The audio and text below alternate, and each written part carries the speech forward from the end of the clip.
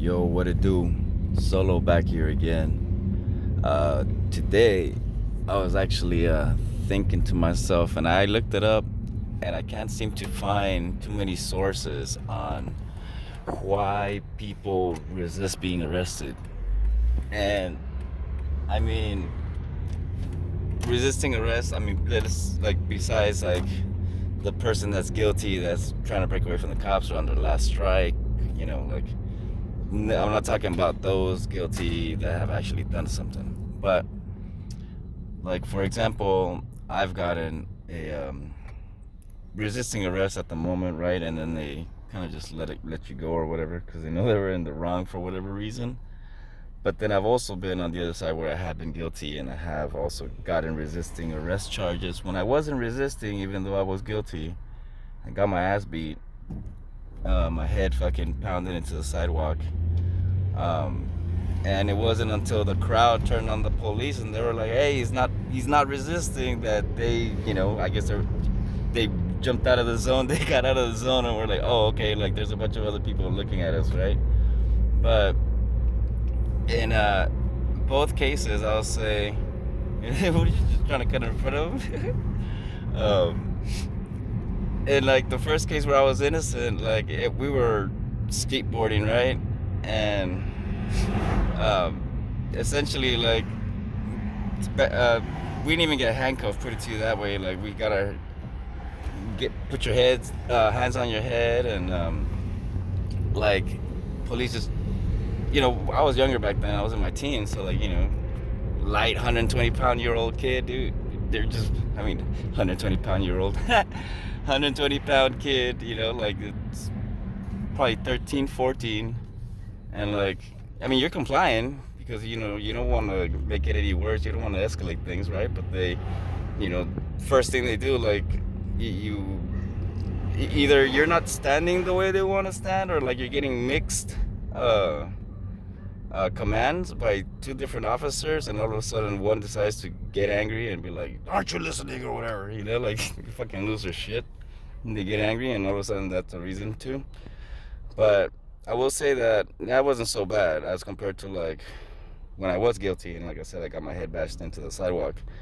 In that case, like I said, I wasn't resisting. I was already pretty much on the floor because I had tripped. So I caught my fall when I put my hands down, and then they jumped on me, and then they put their hands, got my hands behind my back. But then they did the whole George Floyd thing where they put, that was, I guess, standard procedure back then.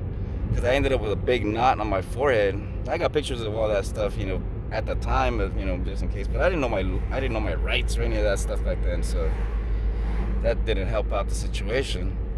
But what I noticed from that interaction was any reason, like it just seemed like the second that they put their hands on you, they're screaming, "Stop resisting," almost like crying wolf. But I believe that it's, if they have, I don't think they had body cams back then, but a body camera has a limited angle, right? There's only a limited side of view.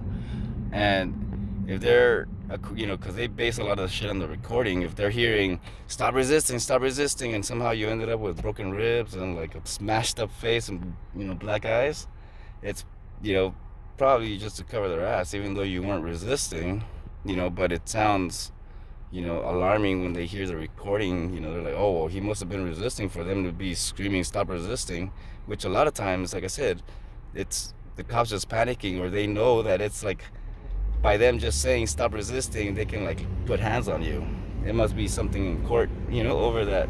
But yeah, it's not the first time I've heard about that, because I know that other friends, like they've already been in handcuffs, and they just like shift their hands around because they're too tight or whatever, and then they get bounced on by like fucking 3-4 cops talk about "stop resisting." You're already in cuffs. Like, well, what is there to resist? Like, you just don't, want to cut off the circulation to your hands. But yeah, let me post up right here. Because yeah, while I was looking up info on that, like I said, I couldn't find not too many things. And most of the time, like what you see on Twitter and all that stuff, is always people just talking shit. Well, isn't it easier just to, stop resisting and like just comply? Well, it's also like, if you put yourself in that situation where you haven't done anything and all of a sudden the cop starts wailing at you in your face and he starts yelling, stop resisting, like, I think it's a natural reaction. I mean, even little kids, right? It's a natural reaction just to pull away, to kind of like, hey, like, get off of me, don't touch me. Like, I'll tell you what, like, I normal human interactions, you give somebody a hug or whatever, but like, they're like, with social distancing and all that, like, I'm not comfortable giving people hugs or standing too close to them for too long, like that sense of, I guess, of personal space. Like, so when people push that boundary and they get in your face and they get into your little space box, it makes you feel uncomfortable. And if that means like turning around to run or like pulling away, just like how there was that subway interaction with that homeless guy that was taking up 2 seats and he got beat up by the cops, by the NYPD. It's anything as simple as that, as like, you just pulling your hand away or just like making some kind of gesture and them reading the wrong body language, because they'll use that in court on you as well. Like, I forgot what's the case. It's something versus auto, about how they can use the body language against you in court, and if that's like a even reasonable suspicion, as long as you don't say nothing, like, they can use it against you because your body language says otherwise. So there's a lot of laws that I didn't know about before, that when I look at them now, I'm just like, dude, this is pretty corrupt, messed up shit. And like I said, at the same time, like, if you're getting punched in the face, and like, you natural instinct is try not to get hit, right? You kind of try to move away or whatever. You bob and weave, and dudes are still wailing.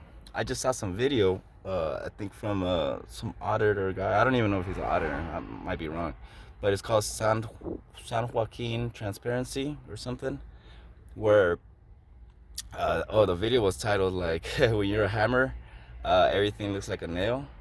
And it's pretty much like, I guess, some behind the scenes of like how they're training their police officers with like batons, and like how to arrest somebody that's on the floor. And like, what happens like a lot of times is like, after like the struggle, and if you're on the floor, they don't pick you up quick enough and put you like where I think it's called the recovery position or whatever.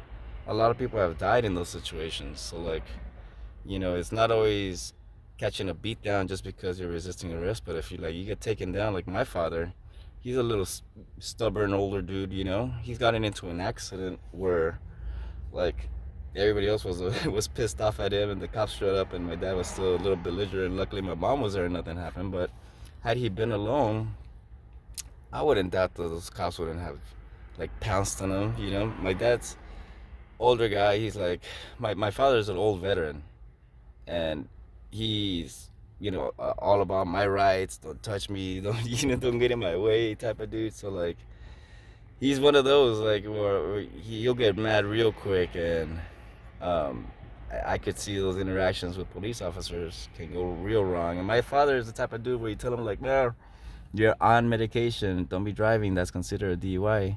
To him, like, if he ever gets into an accident, his excuse is, oh, well, I'm gonna just tell them that I'm taking medication, because the doctor said so. I'm like, yeah, you could get a DUI for that. When they say you can't operate heavy machinery, they're, a car is included in that. We're not just talking about forklifts and semis. But man, a little bit of compassion can go a long way. We're still working on this building. We got the water fountain going on. But being a nice person, man, sometimes like, I know that the cops are up on guard, just like I was saying in the last video, like, I size up everybody just in case something goes on. Not that I'm actually gonna do something, but in case somebody decides to go crazy or do something malicious, you kind of have to be aware, like, something doesn't look normal or something is out of the ordinary. Situational awareness would save you so much trouble, and also like, interaction with cops. Like, if something's going on over there, it's happened to me where I'm driving on the street and I see something's cracking over there. I'm like, nope, I'm gonna just make a U-turn here and go back the other way. Like, I don't want to deal with none of that. I'll look it up on the Citizen app later on and see what happened. I'm not trying to get caught up in that situation, but it's also to avoid that. But I understand that sometimes curiosity gets the best of you, and that's how we end up in certain situations that we wouldn't expect to find ourselves in. Because that's happened to me too. where I think oh, okay, let me go and check this out real quick. Actually, I might have to upload this, but I have a video of the LA Laker riots back in like 2001.